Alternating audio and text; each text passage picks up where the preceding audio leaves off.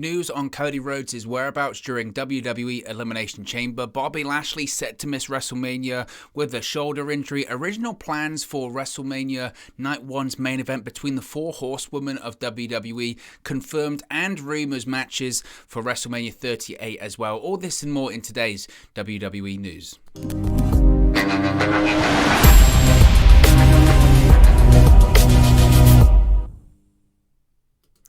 Hey guys, welcome back to Wrestle News 365. Hope everyone is doing very well. As always, there is plenty of news stories to get into today, so let's kick off talking about Cody Rhodes. Now, obviously, a lot of people thought that Cody Rhodes could possibly make his WWE return at Elimination Chamber this past weekend in Saudi Arabia. That didn't happen, and we have a bit of an update when it comes to Cody Rhodes' status with the company, where he was during Elimination Chamber, and possibly some plans going forward when it comes to the former AEW EVP and TNT champion.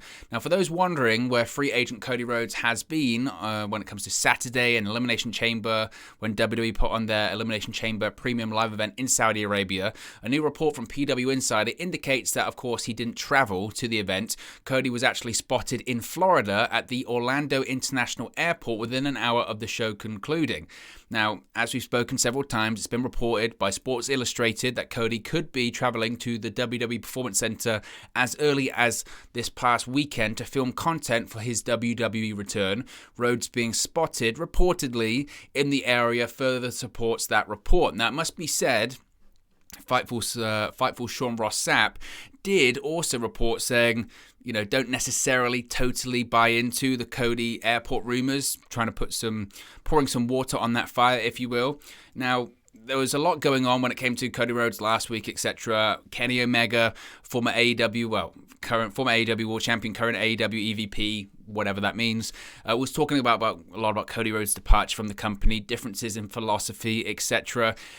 I mean, the thing when it comes to Cody Rhodes and WWE right now is that there isn't much of an update. I think that everyone's just waiting. I think it's a waiting game. It's just a case of how quickly a deal comes together. If a deal has come together at all, he might have put pen to paper. He might not. We don't know as of right now. I don't know if I truly buy into he was spotted at the airport kind of rumors. Where are the photographs? Where's the evidence? And I don't really know if we need to sort of check that out. I don't think we need to isn't he or is he going to WWE? We know he is. He is going back to WWE. Where else is he going? He's left AEW. I think those that still believe this is a work or anything like that have kind of changed their tune now, because it's not. It would appear that there was always that difference in philosophy when it came to what AEW was going to be between Tony Khan and the Bucks and Omega and Cody Rhodes. Reportedly, Tony Khan, the Bucks, Kenny Omega wanted AEW just to be AEW, a different place, an opportunity for other people, do something different than the norm and different to WWE, whereas Cody Rhodes was very much wanting to be WCW and going against WWE and the Wednesday Night Wars as opposed to the Monday Night Wars and, that kind of stuff. But even that I find difficult, because it's like, okay, but you still went back to WWE. I don't know. There is so much when it comes to the Cody Rhodes situation that I think it really scratches that we haven't even scratched the surface when it comes to that. And it's definitely going to be one of those things that people are talking about in 5-10 years' times. If podcasts are still around in 5-10 years' time, people will be talking about when Cody Rhodes left AEW and went to WWE. It feels like a big moment. But, of course, he didn't show up at Elimination Chamber. He's not going to be the Miz's partner. That's going to be Logan Paul, so we don't have to worry about anything like that. As to what he's going to be doing at WrestleMania, I still don't know. We know the title versus title situation. I look at other people on the roster and what are they going to be doing. I think there is something for Drew McIntyre versus Cody Rhodes. I'm not opposed to that one, considering their history. But again, I just feel like, and I've been heavily critical of Cody several times in AEW for his booking and his presentation, because I felt that it was over the top and it was gratuitous and all that kind of stuff.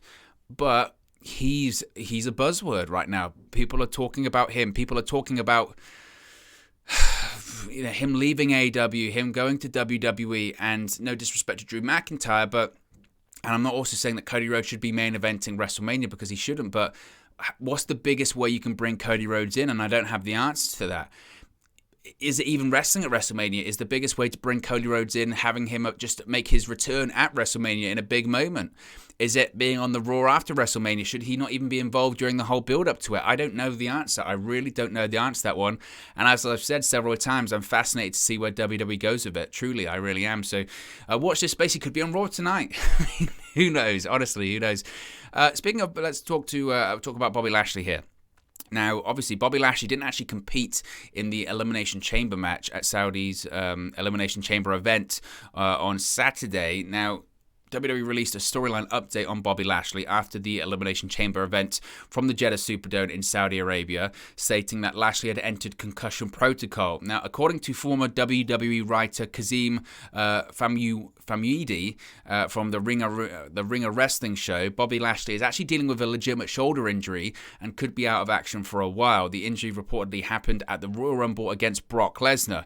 This is what Kazim had to say, quote, "I have it under good authority that Bobby Lashley is shoot hurt and has been hurt since the Rumble match. If you notice, he hasn't worked any Raws. He hasn't really defended his title. He was shoot hurt in the Lesnar Rumble match. Again, I was wondering how they were going to work him in there while being hurt. I'm assuming this concussion protocol thing was the way to get him out of there. From what I'm told, it's for at least 4 months, shoulder surgery. I'm hearing that he might not even make it to WrestleMania. From what I'm told, he is shoot hurt and he should be out for some time." Now, this was further backed up by several people after the Elimination Chamber event happened, so it does appear that Bobby Lashley has a legitimate shoulder injury. Now, he hasn't undergone shoulder surgery yet. We don't know the situation. We don't know if WWE's evaluating him. I would assume that was the case. I thought that they had Bobby Lashley not get touched at Elimination Chamber because they wanted to set up Brock versus Bobby 2 during WrestleMania Night 1 for the WWE Championship. If Brock won that one, he would move on to Night 2 of WrestleMania to face Roman Reigns for both bouts. It doesn't look like it's the case. It looks like they did that whole angle at Elimination Chamber because he's injured. Now, if he's entered concussion protocol, that still wouldn't have him be out for 4 months when it comes to WWE storyline, unless they just say he was injured at Elimination Chamber and they just sort of move on. So I think Raw will give a better indication of what's going to happen when it comes to Bobby Lashley.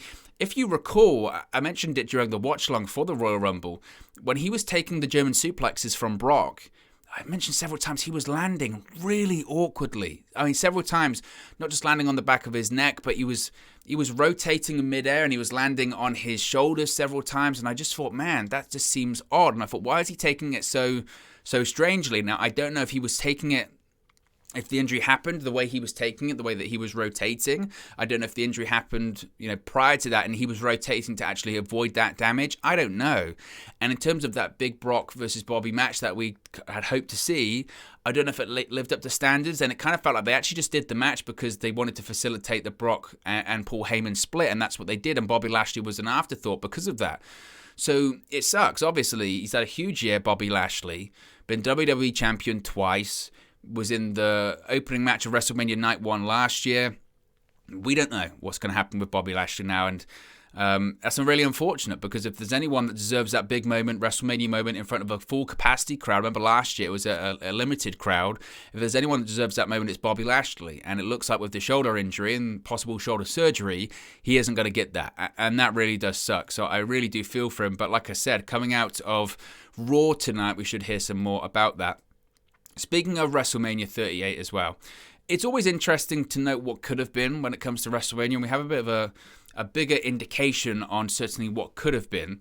Now, WWE had, quote, seriously considered a fatal four-way match featuring Raw Women's Champion Becky Lynch, SmackDown Women's Champion Charlotte Flair, Sasha Banks, and Bayley at WrestleMania 38, according to Louis Dangle of Give Me Sport.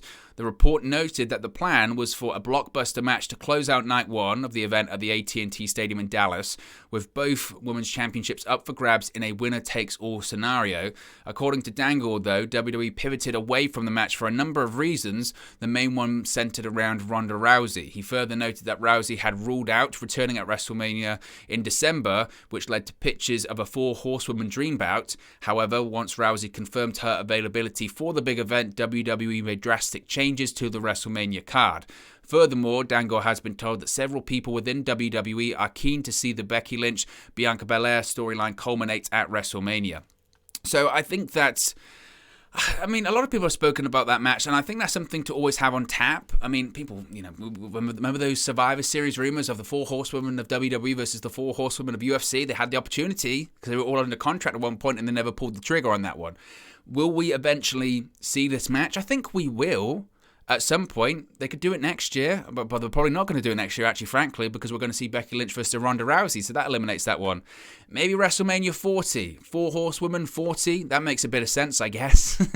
But they've always got that one in the back pocket, and I think, to be honest with you, as the report mentions, it's the right call. I've said so many times that they need to culminate that Bianca Belair, Becky Lynch storyline. Bianca Belair needs to defeat Becky Lynch because all of the hard work they've done with Bianca Belair over the course of the last 18 months gets erased if Becky Lynch beats her in 30 seconds at SummerSlam and she never gets a retort from that. So that's why it was so important to have Rousey versus Charlotte Flair and have Bianca Belair have that match against Becky Lynch. So I think that's the right call, but again, it's something to consider for the future.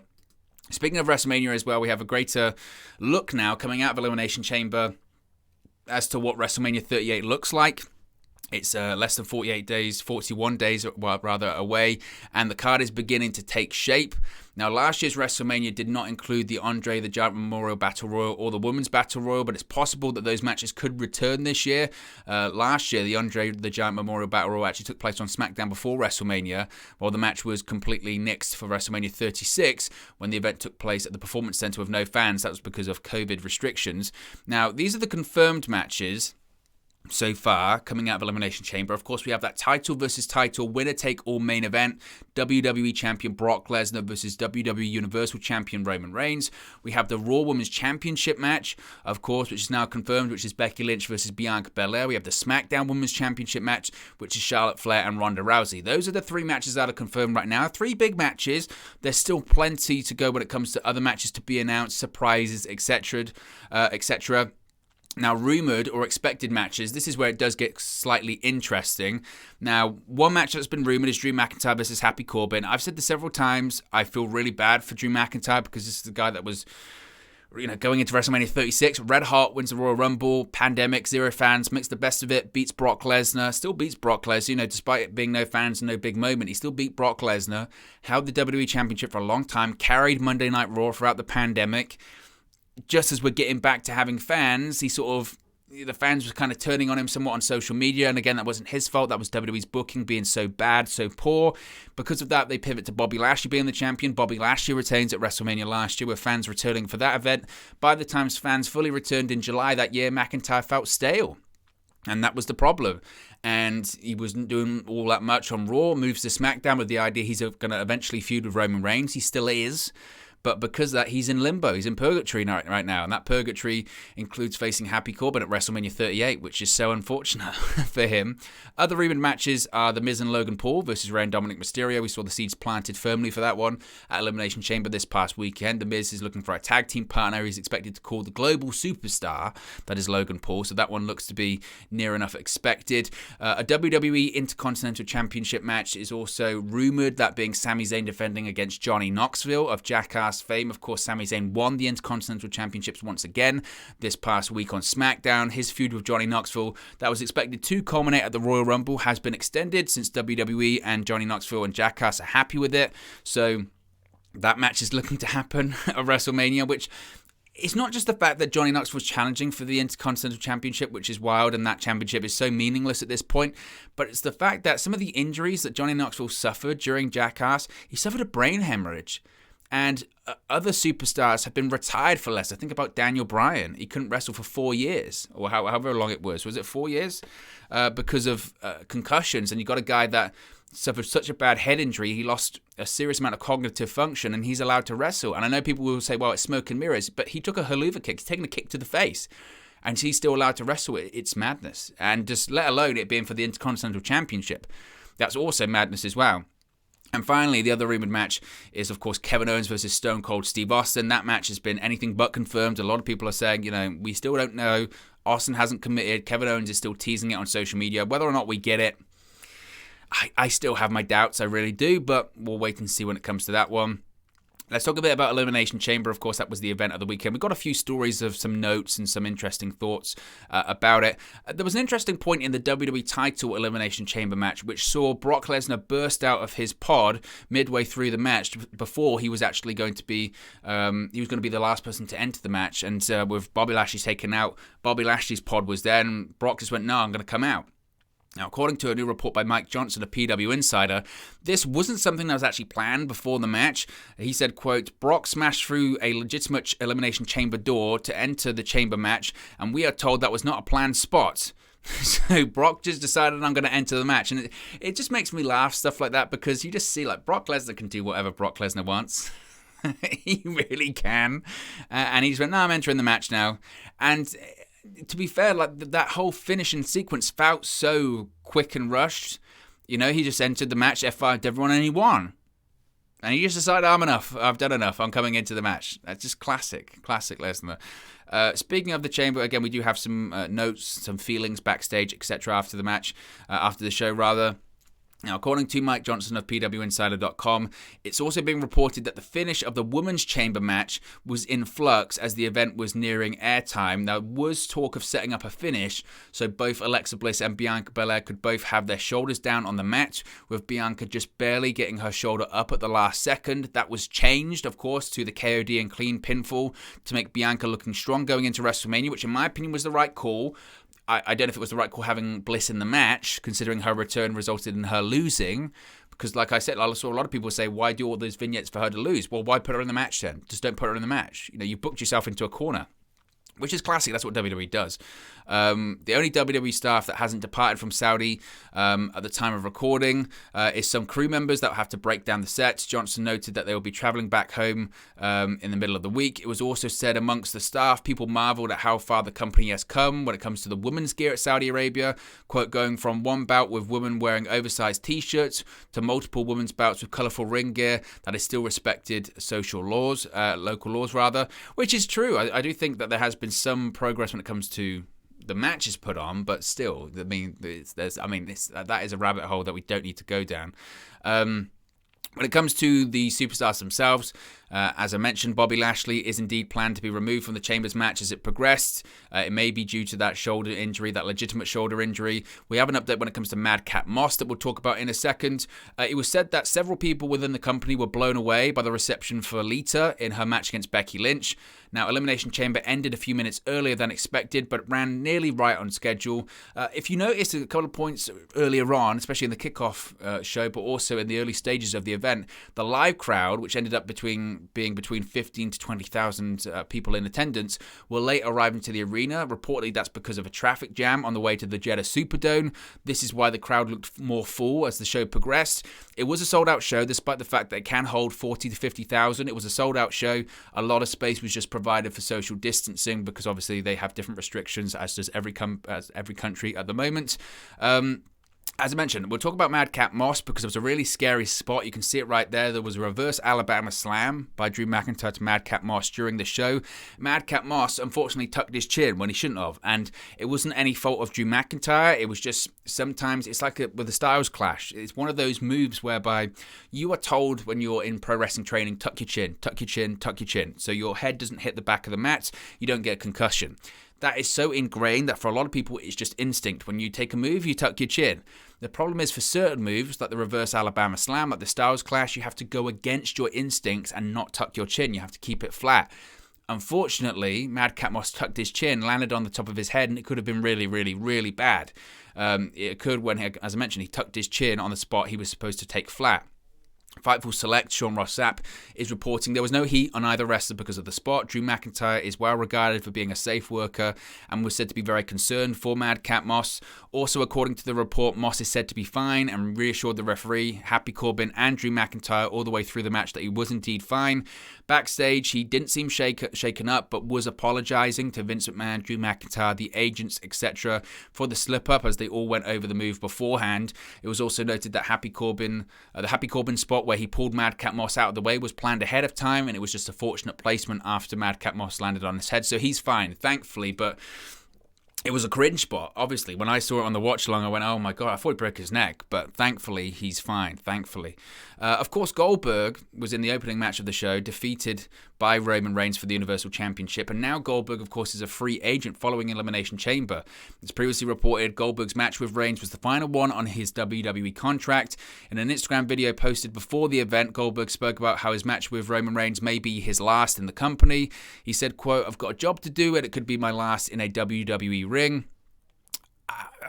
I've said this in the post show, so you can go check it out on the channel.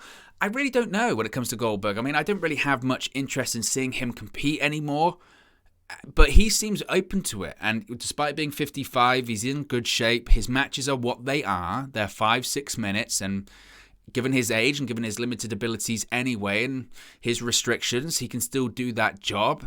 Again, we, like myself and a lot of people, might not have the desire to see Goldberg in any more matches, specifically title matches, but they do have these Saudi shows. They have these Saudi shows that want legends on them. So I'm not ruling out them offering him a contract or him extending his deal. I'm really not. I just don't know if it jives with what WWE is looking for right now. You know, they're youth focused, they're going for young. Does it make a lot of sense to sign Goldberg to another 3-year deal? He'd be 58 at that point. But look, Sting's smashing boundaries over in AEW when it comes to what I perceive people would be capable to do inside of a pro wrestling ring in their late 50s, early 60s, so who knows.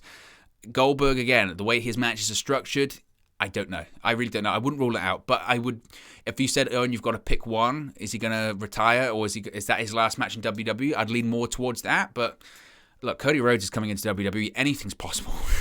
At this point, I can't rule out anything. I really can't. Finally, we have an update when it comes to WWE's next international stadium show. Now, WWE travels to Saudi Arabia multiple times a year now. It's been a major success for the company putting on stadium events in another country. So what is next when it comes to WWE internationally? Well, as noted in the past, WWE's been working towards holding a major pay-per-view event somewhere in the United Kingdom since last year. PW Insider is now reporting it looks as though the deal was carried through and WWE will be holding a stadium show in Britain in early September, likely the 3rd or 4th of the month. There's no confirmation on when WWE is going to be returning to Saudi Arabia, but if history repeats itself, they'll likely make their way back to the country sometime mid-October, November, something like that. This stadium show in the UK has been rumoured for ages, so I will wait.